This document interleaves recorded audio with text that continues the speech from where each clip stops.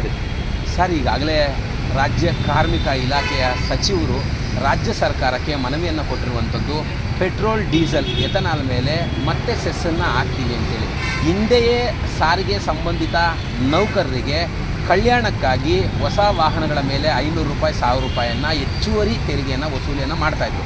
ಈಗ ಮತ್ತೆ ಅಸಂಘಟಿತ ಕಾರ್ಮಿಕರಿಗೆ ಕೊಡ್ತೀವಿ ಅಂತೇಳಿ ಮತ್ತೆ ಹೊಸದಾದಂತಹ ಅಂದರೆ ಹೊಸದಾಗಿ ಸೆಸ್ಸನ್ನು ಹೆಚ್ಚುವರಿಯಾಗಿ ತೆಗೆದುಕೊಳ್ಳಿಕ್ಕೆ ಮುಂದಾಗಿದ್ದಾರೆ. ಇದು ತಮ್ಮ ಅಭಿಪ್ರಾಯ, ತಾವೇನು ಹೇಳ್ತೀರಾ ಸರ್?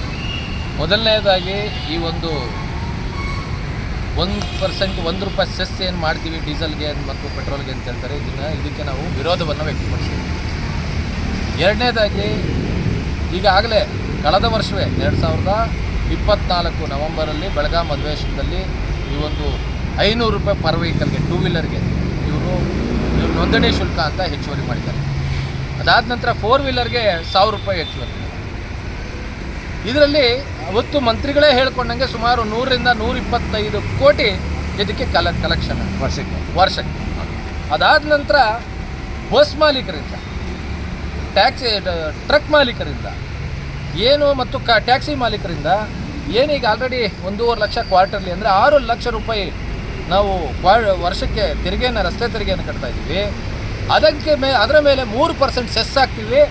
ಈ ಸೆಸ್ಸನ್ನು ನಿಮ್ಮ ಚಾಲಕರ ಅಭಿವೃದ್ಧಿಗೋಸ್ಕರ ಮತ್ತು ನಿಮ್ಮ ಚಾಲಕರ ಕಲ್ಯಾಣಕ್ಕೋಸ್ಕರ ನಾವು ಯೂಸ್ ಮಾಡ್ತೀವಿ ಅಂತ ಹೇಳಿದ್ರು ಸರ್.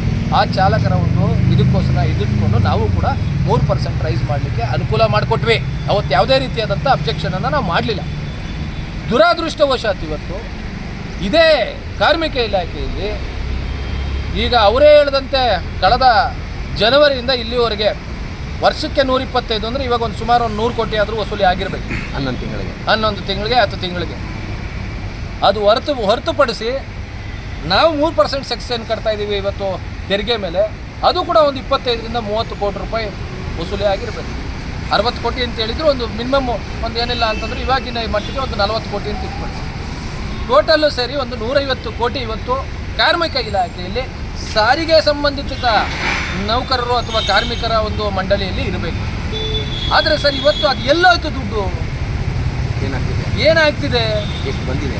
ಇವತ್ತು ಇಷ್ಟು 100 ರಿಂದ 150 ಕೋಟಿ ನಿಮ್ಮ ಹತ್ರ ಹಣ ಬಂದಿರತಕ್ಕಂಥದ್ದಲ್ಲಿ ಎಷ್ಟು ಜನ ಚಾಲಕರಿಗೆ ನೀವು ಅವ್ರು ಸತ್ತಾಗ, ಅವರು ಅನಾರೋಗ್ಯಕ್ಕೆ ಒಳಪಟ್ಟಾಗ ಎಷ್ಟು ಜನಕ್ಕೆ ಅವ್ರಿಗೆ ನೀವು ಹಣವನ್ನು ಕೊಟ್ಟಿದ್ದೀರಿ? ಯಾವುದಾದ್ರೂ ಲೆಕ್ಕವನ್ನು ಇವರು ವೆಬ್ಸೈಟಲ್ಲಿ ಹಾಕಿದಾರ? ನೀವು ವೆಬ್ಸೈಟ್ ತೆರೆದು ನೋಡಿದ್ರೆ ಯಾವುದೇ ರೀತಿಯಾದಂಥ ಲೆಕ್ಕ ಇಲ್ಲ. ಅಧಿಕಾರಿಗಳನ್ನು ನಾವು ಕೇಳಕ್ಕೆ ಹೋದಾಗ ಲೇಬರ್ ಡಿಪಾರ್ಟ್ಮೆಂಟಲ್ಲಿ ಕೊಡೋವಂಥ ಉತ್ತರ, ಸರ್ ತಾವು RTI ಹಾಕಿ ಅಂತಾರೆ.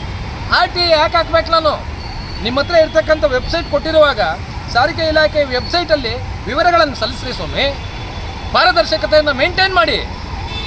ನಿಮ್ಮ ಒಂದು ಅನುಕೂಲಕ್ಕೆ ಬೇಕಾದಾಗ ನಮ್ಮ ಸಾರಿಗೆಯ ಇದನ್ನು ಖಾಸಗಿ ಸಾರಿಗೆ ಸಂಘಟನೆಯನ್ನು ಬಳಸ್ಕೊಂಡು ನಮ್ಮ ಹತ್ರ ರಿಕ್ವೆಸ್ಟ್ ಮಾಡಿ, ನೀವು ಯಾವುದೇ ರೀತಿಯಾದಂಥ ಅಬ್ಜೆಕ್ಷನ್ ಮಾಡಬೇಡಿ.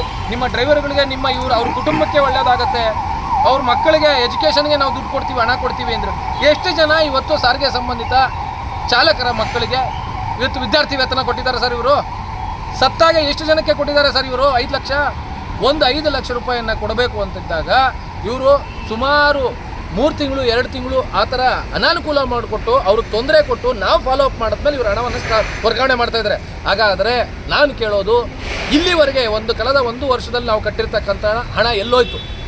ಇವತ್ತು ನೀವು 1% ₹1 ಡೀಸೆಲ್ ಮೇಲೆ ಪೆಟ್ರೋಲ್ ಮೇಲೆ ಏರಿಸ್ತೀರಿ ಅಂತಂದರೆ ಇಂದಿನ ಏನು ಹಣ ಕಲೆಕ್ಟ್ ಮಾಡಿರ್ತಕ್ಕಂಥದ್ದು ಮೊದಲು ಲೆಕ್ಕವನ್ನು ಕೊಡಿ. ಯಾರಿಗೆ ಕೊಟ್ಟಿದ್ದೀರಿ? ಯಾವ ಚಾಲಕನ ಕೊಟ್ಟಿದ್ದೀರಿ? ಎಷ್ಟು ಜನ ಚಾಲಕರು ಕೊಟ್ಟಿದ್ದೀರಿ? ಎಷ್ಟು ಜನ ಚಾಲಕರ ಮಕ್ಕಳಿಗೆ ಕೊಟ್ಟಿದ್ದೀರಿ? ಎಷ್ಟು ಜನ ಚಾಲಕರು ರೀಎಂಬರ್ಸ್ಮೆಂಟ್, ಅವರು ಹಾಸ್ಪಿಟಲೈಸೇಷನ್ ಆದಾಗ ರೀಎಂಬರ್ಸ್ಮೆಂಟ್ ಕೊಟ್ಟಿದ್ದೀರಿ? ಕೊಡಿ. ಲೆಕ್ಕವನ್ನು ಕೊಟ್ಟು ನೀವು ಡೀಸೆಲ್ ಮೇಲೆ ಇದ್ರ ಮೇಲೆ ಏರಿಸಬೇಕು. ಇಲ್ಲದೆ ಹೋದ ಪಕ್ಷದಲ್ಲಿ ನಾವು ಆಲ್ರೆಡಿ ಮನವಿಯನ್ನು ಈಗ ಆಲ್ರೆಡಿ ಇವ್ರಿಗೆ ನಾವು ಕೊಟ್ಟಿದ್ದೀವಿ, ನಂತರ ಮಾನ್ಯ ಮುಖ್ಯಮಂತ್ರಿಗಳಿಗೂ ಕೂಡ ಕೊಡ್ತೀವಿ.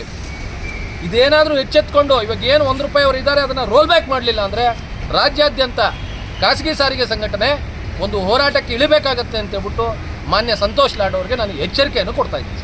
ನಿಮ್ಮ ಹೆಸರು, ನಿಮ್ಮ ನಟರಾಜ್ ಶರ್ಮಾ, ಅಧ್ಯಕ್ಷರು, ಕರ್ನಾಟಕ ರಾಜ್ಯ ಖಾಸಗಿ ಸಾರಿಗೆ ಸಂಘಟನೆಗಳ